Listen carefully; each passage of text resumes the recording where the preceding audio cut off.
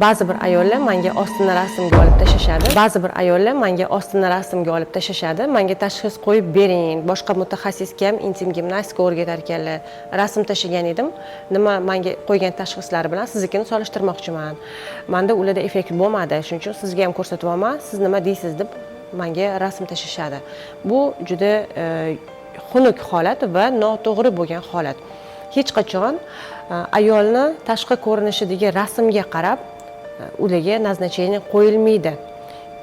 Любой odam ham insonni organizmi bilan to'liq o'rganish kerak, analiz topshirish kerak, ginekologga borish kerak. Ginekologga borishdan umuman qo'rqmanglar ayollar. Nimaga shunaqasizlar? Men ko'p savol berishganda men aytamanki, ginekologga boring, ko'rining. Ginekolog ochib ko'rish kerak, analiz topshirib ko'rishingiz kerak. Siz o'zingizga o'zingiz hech qachon qo'lingizni tiqib yoki kimnidir qanaqadir so'zi bilan tashxis qo'ya olmaysiz. Har bitta sohani o'zini mukammal professionali bor. O'shanga yuzlanish kerak. O'zingizdagi kamchilikni batamom yo'qotmoqchi bo'lsangiz, hech qachon vaqtingizni ham, pulingizni ham ayamang va sizda o'shanda oxirigacha natija bo'ladi va eng yaxshi mutaxassisga yuzlaning. Pulini ayamasdan. Bilasizlar, hamma narsa har doim qimmat bo'lgan. Arzoniga, skidka bo'lgan joylarga o'chmanglar. Har bitta ayol bir yilda bitta ginekolog ko'rigiga borib, o'zidagi salomatligini anglab olishi kerak. Har bitta ayol tahorat oladi, tug'adi, intimniy aloqa qiladi. Bularda baribir ham infeksiya kirib chiqish, shamollashlar bo'ladi. Shuning uchun bizda har yili shamollashlarimizni tuzatib yursak, bizda opущение holatlari kamroq bo'ladi. Bu birinchi variant sizlarga aytib berayotganim. Ikkinchisi, asosiy matka opущение hozirgi kunda kuchayayotgan narsa, keserva bo'lganlarda ham, hattoki qizlarda ham nimaga bunaqa holat kuchayib ketyapti? Havo chiqishi, siydik tuta olmaslik, o'zi tug'ilgan ayolda emas, nahotki boshqa ayollarda ham, qizlarda ham bu narsa ko'payyapti. Bu narsani asl sababi tegi adenomioz, endometrioz, kista, mioma, jigar yallig'lanishi, o't fedimlanishi, ichi qotishi bulan hammasi aslida olib kelganda bu noto'g'ri pitaniya, to'g'ri ovqatlanmaslikdan va ularni fiziki holatlari yaxshi emasligidan, juda ham kam harakat bo'lganligidan, mushaklar massasi, butun tanni toz ostidagi mushaklar massasini pastligini hisobiga avvalambor matka opущение insonni tepa qismidan boshlab tushadi. Ostki qismini o'zida bo'lmaydi. Tepa qismdan boshlab matka opущение holati bo'ladi.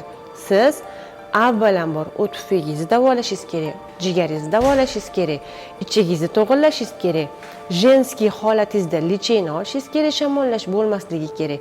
Ana undan keyin sizda intimniy holatingizda to'rayish vujudga keladi.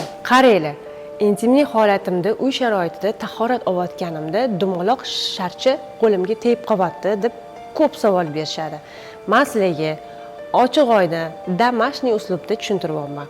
Qaranglar, siz qo'lingiz tegib qolayotgan bo'lsa, u faqat matka opущение degani emas. O'tda sizda qon yaxshi aylanmasligidan, ichki holatdan bez paydo bo'lib chiqishi bo'lishi mumkin yoki infeksiyalar orqali yuqumli yoki o'zingiz noto'g'ri tahorat olganingiz tufayli sharikcha hosil bo'lib qolishi mumkin. U narsani faqat ginekolog ochib ko'rganda biladi. Intim gimnastikachilar shu narsalarga e'tibor beringlar. Ginekolog nazoratisiz, ginekolog tashxisisiz, ularni shamollashlarini to'g'irlashga lecheniyalarsiz, ichki holatini davolashsiz intim gimnastikani oxirigacha olib bora olmaysizlar. Va shuning uchun natija ham past bo'laveradi. Narx qancha arzon bo'lsa, natija shuncha past bo'ladi. Endi qaranglar, ostimda tug'ruqdan keyingi razrivda qolgan trishina bor, o'sha chok bor. O'shani ochilib ketgan. Uni nima qilsa bo'ladi? Toraytirsa bo'ladimi degan narsa. Yo'q, uni toraytirib bo'lmaydi. Uni faqat yana qayta ginekologga borib tiktirishingiz kerak bo'ladi. Ichki holatinglardagi tushish uchun matka opущение bo'lganiga ularga gimnastika qilishingiz shart. Ich qotishi, gemoroy chiqib ketishi, bularning hammasi ham shu mana sizlarga keltirib o'tgan muammolar, masalalarni ichida bir xil birgalikda qilish kerak bo'lgan jarayon.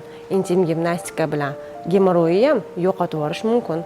To'g'ri ovqatlanish bilan birgalikda va gigiyenaga doim amal qilishimiz kerak.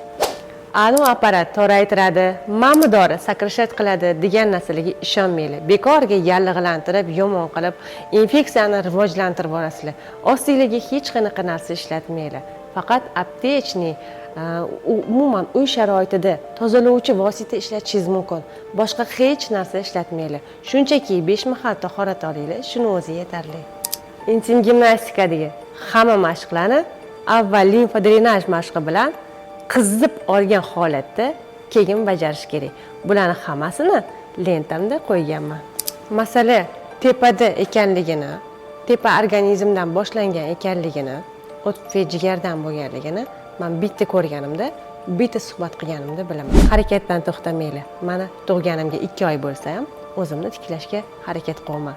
Sizlar ham tiklanglar. Qo'shilinglar, podpisatsiya bo'linglar.